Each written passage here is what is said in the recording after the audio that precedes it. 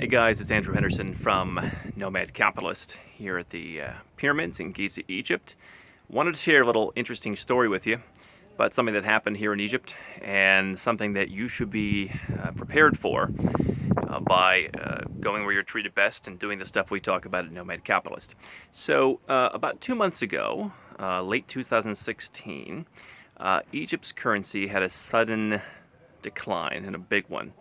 Now, if you look at a currency chart historically, Egypt's currency was very flat, and that was because it was at different times, or different levels rather, pegged to the US dollar, the last being 8 and change to 1. So if you brought a US dollar, you got 8 and change Egyptian pounds, and that was always pretty consistent, even through all the chaos over the last several years.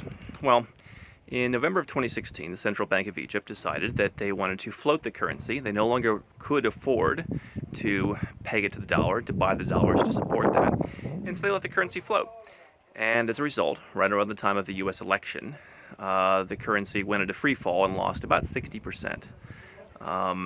From 8 and change to about 19 to 1 against the dollar, 20 to 1 against the euro. And so instantly everything became extremely inexpensive here. I had 3-course room service in my pretty nice hotel last night, $9. The massage in the hotel, $10. I bought a bottle of water from one of the touts here for like 40 cents.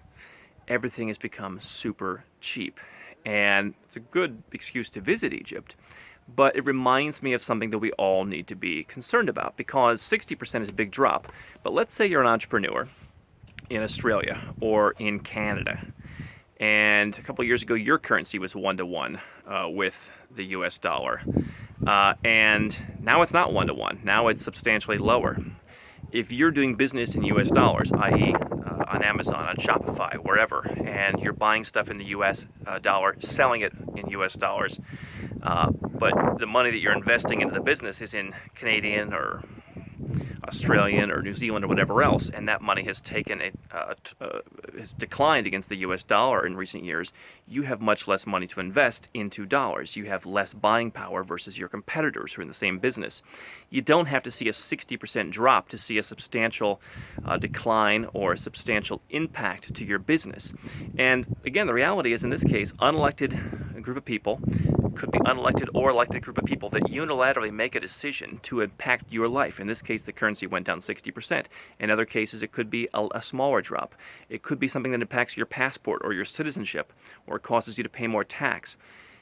Each of us has risk factors. If we're only banking and living and doing business and all that in one place, we all have risk factors where one unilateral decision from some body of people can change the way that we do business, can change our finances, can change the amount of money we can invest, can change a lot of things.